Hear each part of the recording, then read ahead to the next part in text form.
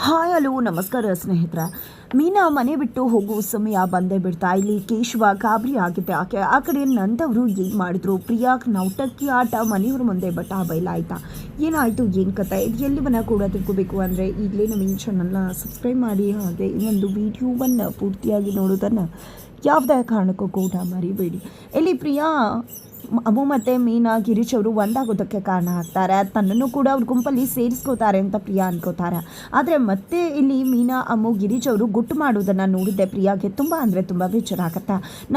ನಾನು ಎಷ್ಟೇ ಮಾಡಿದ್ರು ಇವರ ಗ್ರೂಪ್ಗೆ ಸೇರಿಸ್ಕೊಳ್ಳೋದಿಲ್ಲ. ಅಮ್ಮ ಕರೆಕ್ಟಾಗಿ ಹೇಳಿದ್ಲು, ಇವ್ರ ಜೊತೆ ಸೇರಬೇಡ, ಇವ್ರು ನಿನ್ನನ್ನು ಬಳಸ್ಕೊತಿದ್ದಾರೆ ಅಂತ. ಅದೇ ರೀತಿ ಆಗೋಯ್ತಲ್ಲ, ಏನು ಮಾಡಲಿ ನಾನು ಅಂತ ತುಂಬ ಅಂದರೆ ತುಂಬ ಬೇಜಾರು ಮಾಡ್ಕೋತಾರೆ. ವಿಶ್ವವನ್ನು ಅಮ್ಮನ ಹತ್ರ ಹೇಳೋಣ ಅಂದ್ಕೊಂಡ್ರೆ ಅಮ್ಮ ಬೈತಾರೆ ಅಂತ ಗೊತ್ತು. ಹಾಗಾಗಿ ಅಮ್ಮನ ಹತ್ರ ಹೇಳೋಕ್ಕೆ ಹೋಗೋದಿಲ್ಲ. ಗಂಡನ ಹತ್ರ ಹೇಳ್ಕೊಳ್ಳೋಣ ಅಂದರೆ ಇಲ್ಲಿ ಗಂಡಂಗೆ ತನ್ನ ತಮ್ಮಂದಿರದೇ ಚಿಂತೆ ಆಗ್ಬಿಟ್ಟಿದೆ. ತನ್ನ ತಮ್ಮಂದಿರು ಹೇಗೆ ದುಡ್ಡು ಹೊಂದಿಸಿದ್ರು, ಅವ್ರಿಗೆ ಎಷ್ಟು ಕಷ್ಟ ಆಯಿತಾ. ಈ ಕಡೆ ಕೇಶವಂಗೆ ಅಪ್ಪ ದುಡ್ಡು ಕೊಡೋದಿಲ್ಲ, ಬ್ಯಾಂಕಿಗೆ ಹಾಕ್ತಾರೆ, ಅವ್ನಿಗೆ ಒಂದಷ್ಟು ಖರ್ಚು ಕೊಡ್ತಾರೆ ಅಷ್ಟೇ. ಈ ಕಡೆ ವಲ್ಲಭಗೂ ಕೂಡ ತುಂಬಾ ಕಮಿಟ್ಮೆಂಟ್ಸ್ ಇದೆ. ಅಷ್ಟಿಲ್ಲ ಆದರೂ ಕೂಡ ನಮಗೆ 21,000 ರೂಪಾಯಿ ಹೊಂದಿಸಿ ಕೊಟ್ಟರು ಅಂದರೆ ಅವ್ರಿಗೆ ಎಷ್ಟು ಕಷ್ಟಪಟ್ಟಿರ್ಬೋದು. ನಾನೇನಾದರೂ ಮಾಡಬೇಕು ಅಂತ ಹೇಳಿ ಅದ್ರ ಬಗ್ಗೆನೇ ಯೋಚನೆ ಮಾಡ್ತಿದ್ದಾರೆ. ಹಾಗಾಗಿ ಪ್ರಿಯಾಗೆ ತನ್ನ ಬೇಜಾರನ್ನು ಯಾರ ಹತ್ರ ಕೂಡ ಹೇಳ್ಕೊಳ್ಳೋದಕ್ಕೆ ಆಗೋದಿಲ್ಲ. ನಂತರ ಇಲ್ಲಿ ಮೀನಾ ಆಫೀಸ್ಗೆ ಹೋಗೋಕ್ಕೂ ಮುನ್ನ ಮಾವನ ಅಂಗಡಿಗೆ ಬರ್ತಾಳೆ. ಮಾವನ ಹತ್ರ ಕ್ಷಮೆ ಕೇಳಿ ಮಾವನ್ನ ತನ್ನನ್ನು ಮಾತಾಡಿಸಿ ಅಂತ ರಿಕ್ವೆಸ್ಟ್ ಮಾಡ್ಕೋತಾಳೆ. ಆದರೆ ಮಾವ ಮಾತ್ರ ಯಾವುದೇ ಕಾರಣಕ್ಕೂ ಕೂಡ ಮಾತಾಡ್ಸೋದಕ್ಕೆ ಮುಂದಾಗೋದಿಲ್ಲ. ಹೋಗಮ್ಮ ಇಲ್ಲಿಂದ ಮೊದಲು ಅಂತ ಹೇಳಿ ಆಫೀಸ್ಗೆ ಹೋಗು ಅಂತ ಹೇಳ್ತಿದ್ದಾರೆ. ಆದರೆ ಮೀನಾ ಮಾತ್ರ ಇಲ್ಲ, ನಾನು ನಿಮ್ಮ ಕ್ಷಮೆ ಕೇಳಿ ನೀವು ಕ್ಷಮೆ ಕೊಟ್ಟ ಮೇಲೇ ಇಲ್ಲಿಂದ ಹೋಗೋದು ಅಂತ ಹೇಳಿ ಹಠಕ್ಕೆ ಬಿದ್ದಾಳೆ.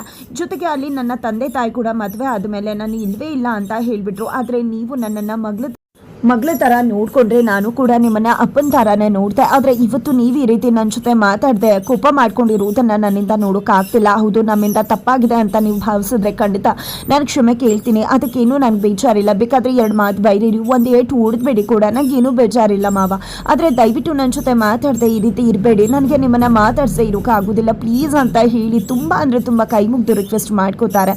ಕೊನೆಗೂ ನಂದವರ ಮನಸ್ಸು ಕರಗೆ ಬಿಡುತ್ತೆ. ಇಲ್ಲಿ ಮೀನಾ ಪ್ರೀತಿ ನಂದವರ ಮನಸ್ಸನ್ನು ಕರಗಿಸ್ತು ಅಂತಾನೆ ಹೇಳ್ಬೋದು. ಸರಿ ಆಯಿತು ಅಮ್ಮ, ಕ್ಷಮಿಸ್ತೀನಿ, ಹೋಗು ಅಂತ ಹೇಳಿದಾಗ ನಿಜವಾಗ್ಲೂ ನಮ್ಮವ ಈಗ ನನ್ನನ್ನು ಇಲ್ಲಿಂದ ಸಾಗಾಗಬೇಕು ಅನ್ನೋ ಕಾರಣಕ್ಕೆ ನೀವು ಕ್ಷಮಿಸಿದ್ದೀನಿ ಅಂತ ಹೇಳ್ತಿಲ್ಲ ಅಲ್ವಾ?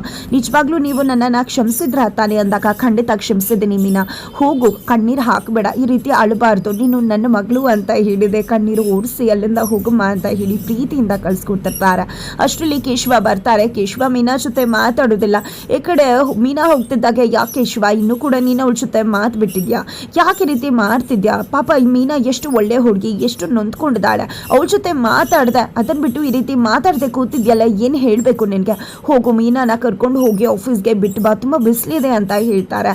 ಇಲ್ಲ ಅಪ್ಪ, ನನಗೆ ತುಂಬ ಡೆಲಿವರಿ ಇದೆ ಅಂತ ಡೆಲಿವರಿ ಕೆಲಸನ ಇಲ್ಲಿ ಸುಂದರ ಮಾಡ್ತಾನೆ, ನೀನು ಸುಮ್ಮನೆ ಹೋಗು ಮೀನಾನ ಕರ್ಕೊಂಡು ಅಂತ ಹೇಳಿ ಕೇಶವನ್ನ ಕಳಿಸ್ಕೊಡ್ತಾರ.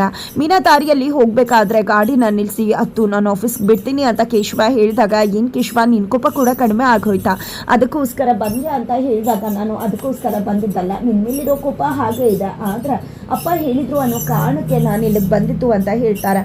ಮಾವ ಹೇಳಿದ್ರು ಅಂತ ಇಲ್ಲಿಗೆ ಬಂದ್ಯಾ, ಸರಿ ಆಯಿತು ಬಿಡು, ನಾನೇನು ಬರೋದಿಲ್ಲ, ನೀನೇ ಹೋಗು ಅಂತ ಹೇಳಿ ಮೀನಾ ಹೇಳಿದಾಗ, ಸುಮ್ಮನೆ ಕುತ್ಕೋ ಅಂತ ಹೇಳಿ ಹೇಳ್ತಾರೆ ಕೇಶವ. ಇಲ್ಲ, ನಾನು ಕುತ್ಕೊಳ್ಳೋದಿಲ್ಲ, ನೀನು ಕ್ಷಮಿಸಿದ್ರೆ ಅಂತ ಮಾತ್ರ ಹೇಳಿದರೆ ನಾನು ಕುತ್ಕೊಳ್ಳೋದು ಅಂದಾಗ, ಸರಿ ಆಯಿತು ಹೋಗು ಅಂತ ಹೇಳಿದೆ. ಇಲ್ಲಿ ಕೇಶವ ಹೊರಡ್ತಾರೆ. ಈ ಕಡೆ ಮೀನಾ ಅನ್ಕೋತಾಳೆ ತನ್ನ ಗಂಡ ಹಿಂದೆ ಬರ್ತಾರೆ ಅಂತ. ಬಟ್ ಇಲ್ಲಿ ಹಿಂದೆ ತಿರುಗಿ ನೋಡಿದ್ರೆ ಕೇಶವ ಹೊರಟೇ ಬಿಟ್ಟಿರ್ತಾರೆ. ಅದನ್ನು ನೋಡಿದ್ದೆ, ಇಷ್ಟೊಂದು ಬೇಜಾರಾಗಿದೆಯಾ ಕೇಶವ, ಇನ್ನೂ ಕೂಡ ನಿನ್ಗೆ ಮನಸ್ಸು ಕರೆಕ್ಟಾನೇ ಇಲ್ಲ ಅಲ್ವಾ? ಮನೆಯಲ್ಲಿ ಮಾವನ ಮನಸ್ಸು ಕರೆಕ್ಟು, ಅತ್ತೆ ಮನಸ್ಸು ಕರೆಕ್ಟು, ಆದರೆ ನಿನ್ನ ಮನಸ್ಸು ಮಾತ್ರ ಕರೆಕ್ಟ್ ಇಲ್ಲ ಅಲ್ವಾ ಅಂತ ಬೇಜಾರು ಮಾಡಿಕೊಂಡು ಮೀನಾ ಕೂಡ ಹೋಗ್ತಾರೆ. ನಂತರ ಕೇಶವ ಕೂಡ ಹೋಗ್ತಿದ್ದವ್ರೆ ತಿರುಗಿ ನೋಡ್ತಾರೆ. ಮೀನಾ ಬೇಜಾರು ಮಾಡ್ಕೊಂಡು ಹೋಗ್ತಿರುವುದನ್ನು ನೋಡಿ ಅವ್ರಿಗೂ ಒಂದು ರೀತಿ ಬೇಜಾರು ಆಗತ್ತೆ. ಅದಾದ ನಂತರ ಅವರು ಕೂಡ ಹೊರಟು ಬಿಡ್ತಾರೆ. ನಂತರ ನಂದವರು ಮನೆಗೆ ಬರ್ತಾರೆ. ಮನೆಗೆ ಬರ್ತಿದ್ದಾಗೇ ಮನೇಲಿ ಎಲ್ಲರೂ ಕೂಡ ಇರ್ತಾರೆ. ಮೀನಾ ಮತ್ತು ಅಮ್ಮು ಇರೋದಿಲ್ಲ. ಆಗ ಮೀನಾ ಮತ್ತು ಅಮ್ಮನ ಕರಿ ಅಂತ ಹೇಳಿ ಗಿರೀಶ್ ಅವ್ರಿಗೆ ಹೇಳ್ತಾರೆ. ಏನು ಹೇಳಿದ್ರಿ, ಮೀನಾ ಅಮ್ಮನ ಕರಿಬೇಕಾ ಅಂತಾಗ ಹೌದು ಅಂತ ಹೇಳ್ತಾರೆ ನಂದವರು. ಎಲ್ರಿಗೂ ಕೂಡ ಅಚ್ಚರಿ ಆಗತ್ತೆ. ನಂತರ ಮೀನಾ ಅಮ್ಮು ಇಬ್ಬರು ಬನ್ನಿ ಅಂತ ಹೇಳಿದ ತಕ್ಷಣ ಮೀನಾ ಅಮ್ಮು ನಿಜಕ್ಕೂ ಕೂಡ ಹತ್ಕೊಂಡು ಅಲ್ಲಿಗೆ ಓಡಿ ಖುಷಿಯಿಂದ ಬರ್ತಾರೆ.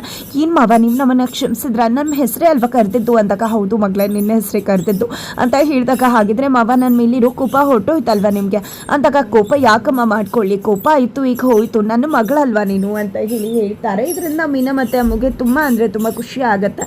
ನಂತರ ತಗೋಮ ಅಂತ ಹೇಳಿ ಕೊಬ್ಬರಿ ಮಿಠಾಯಿ ಕೊಡ್ತಾರೆ. ಕೊಬ್ಬರಿ ಮಿಠಾಯಿನ ನೋಡಿದೆ ಮಾವ ನನಗೆ ಯಾವಾಗಲೂ ಕೇಶವ ಹೇಳ್ತಿದ್ದ, ಅಪ್ಪ ಯಾವಾಗಲೂ ಬೇಜಾರು ಮಾಡ್ಕೊಂಡಿದ್ರೆ ಕೊಬ್ಬರಿ ಮಿಠಾಯಿ ತಂದ್ಕೊಡ್ತಾರೆ ಅಂತ, ಇವತ್ತು ನನಗೆ ತಂದ್ಕೊಟ್ಟಿದ್ರೆ ನನಗೆ ಎಷ್ಟು ಖುಷಿ ಆಗ್ತದೆ ಗೊತ್ತಾ ಅಂತ ಮೀನಾ ಹೇಳಿದಾಗ ಅದರಲ್ಲಿ ಅಮ್ಮಗೂ ಕೂಡ ಕೊಡಮ್ಮ ಇಬ್ರಿಗೂ ಕೂಡ ತಂದ್ಕೊಟ್ಟಿರೋದು ಅಂತ ಹೇಳ್ತಾರೆ. ಈ ಕಡೆ ಅಮ್ಮ ಕೂಡ ಫುಲ್ ಖುಷಿ ಆಗ್ಬಿಡ್ತಾಳೆ.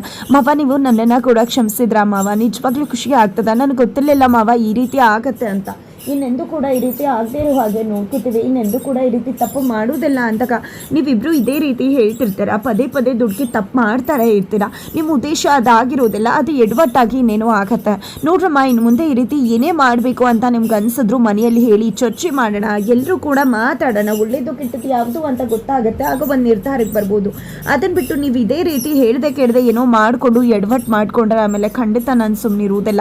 ಈ ಬಾರಿ ಮತ್ತೊಮ್ಮೆ ನಿಮ್ಮನ್ನು ಕ್ಷಮಿಸಿದ್ದೀನಿ ಅಂದಾಗ ಇಲ್ಲ ಮಾವ ನಾವು ಇನ್ನು ಮುಂದೆ ಏನೂ ಮಾಡೋದಿಲ್ಲ ಅಂತ ಹೇಳಿ ಅಮ್ಮು ಮೀನಾ ಹೇಳ್ತಾರೆ.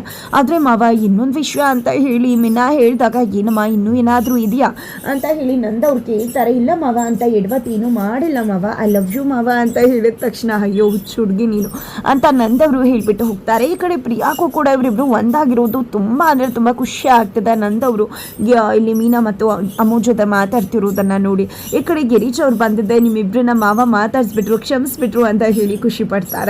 ಆ ಕಡೆ ವಲ್ಲಭನ್ ಮುಂದೆ ಹೋಗಿದೆ ಫುಲ್ ಪೋಸ್ ಕೊಡ್ತಿದ್ದಾಳೆ, ಆಕಾಶ ಇಷ್ಟೇ ಯಾಕಿದೆಯೋ ಅಂತ ಹೇಳಿ ಇಲ್ಲಿ ಅಮ್ಮು ಏನು ಈ ರೀತಿ ಕಿಚ್ಕೋತಾ ಇದೆಯಾ, ಸುಮ್ಮನೆ ಇರು, ಫೋನಲ್ಲಿ ಮಾತಾಡ್ತಿಲ್ವಾ, ಅವ್ರಿಗೇನಾದರೂ ನೀನು ಇಲ್ಲೇ ಇದೆಯಾ ಅಂತ ಗೊತ್ತಾದರೆ ಆಮೇಲೆ ನಮ್ಮ ಮದುವೆ ವಿಷಯ ಗೊತ್ತಾಗ್ಬಿಡುತ್ತೆ ಕಾಲೇಜಲ್ಲಿ ಅಂದಾಗ ಗೊತ್ತಾಗಲಿ ಬಿಡು, ಅದರಿಂದ ಏನಾಗುತ್ತೆ ಪ್ರಾಬ್ಲಮ್ ಅಂತ ಹೇಳಿ ಅಮ್ಮು ಹೇಳಿದಾಗ ಏನು ಮಾತಾಡ್ತಿದ್ಯಾ, ನಿನಗೇನು ಇಲ್ಲದೆ ಇರ್ಬೋದು ಆದರೆ ನನಗೆ ಅವಮಾನ ಆಗುತ್ತೆ ಅಂತ ಹೇಳಿ ವಲ್ಲಭ ಹೇಳ್ತಾರೆ.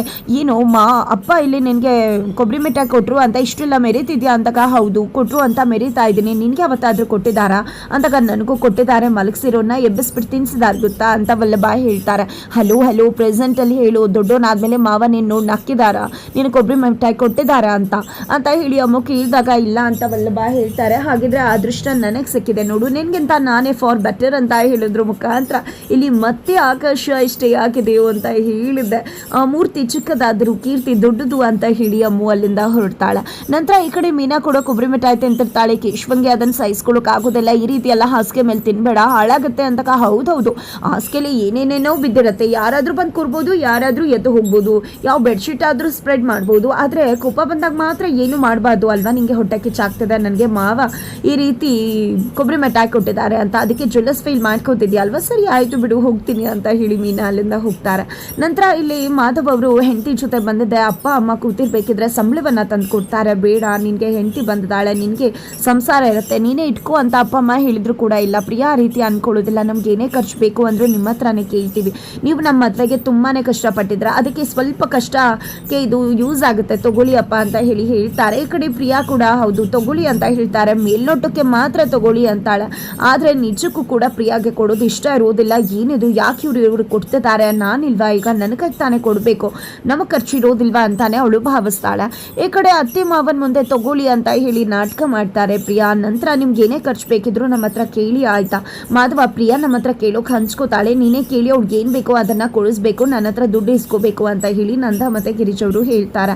ಈ ಕಡೆ ಸರಿ ಆಯಿತು ಅಂತ ಹೇಳಿದೆ. ಈ ಕಡೆ ಪ್ರಿಯಾ ರೂಮಿಗೆ ಬಂದು ತುಂಬ ಕೋಪ ಮಾಡ್ಕೊಂಡು ಸೆಟ್ ಮಾಡ್ಕೊಂಡಿರ್ತಾರೆ. ಆಗ ಮಾಧವ್ ಅವರು ಬಂದಿದ್ದ ಪ್ರಶ್ನೆ ಮಾಡ್ತಾರೆ, ಯಾಕೆ ರೀತಿ ಇದೆಯಾ ಅಂತ. ಇನ್ನೇನು ನಮ್ಮ ಮದುವೆ ಆಗಿದೆ, ನಿಮಗೆ ಸೂಕ್ಷ್ಮಗಳು ಗೊತ್ತಾಗೋದಿಲ್ವಾ, ನಮಗೆ ದುಡ್ಡು ಕೊಡಬೇಕಿತ್ತಲ್ವಾ, ನೀವು ನಿಮ್ಮ ಅಣ್ಣ ತಮ್ಮದಿರಿಗೂ ಕೂಡ ಕಷ್ಟ ತೀರಿಸಬೇಕು ಹಾಗೆ ಹೀಗೆ ಅಂದರೆ ಇವಾಗ ನೋಡಿದ್ರೆ ನೀವು ಮಾವಂಗೆ ತೊಗೊಂಡೋಗಿ ದುಡ್ಡು ಕೊಟ್ರಲ್ಲ ಅಂದಾಗ ಅಯ್ಯೋ ನಾನೇನಾದರೂ ಆ ರೀತಿ ಮಾಡಿದ್ರೆ ದುಡ್ಡು ಕೊಟ್ಟರೆ ಅಣ್ಣ ತಮ್ಮಂದರಿಗೆ ಯಾಕೆ ಏನು ಅಂತ ಗೊತ್ತಾಗಿ ನಾನೇ ಅವರನ್ನು ಹಾಕಿಸ್ದಾಗತ್ತೆ, ಅದಕ್ಕೆ ಆ ವಿಷಯ ಏನು ಮಾಡೋಕ್ಕೆ ಹೋಗಲಿಲ್ಲ. ಜೊತೆಗೆ ನಾನು ಅದೇ ರೀತಿ ಕೊಟ್ಟೆ ಅಭ್ಯಾಸ ಇಲ್ಲಿ ತನಕ, ಈಗ ಕೊಡ್ತಾ ಇದ್ರೆ ತಪ್ಪಾಗತ್ತಲ್ವ.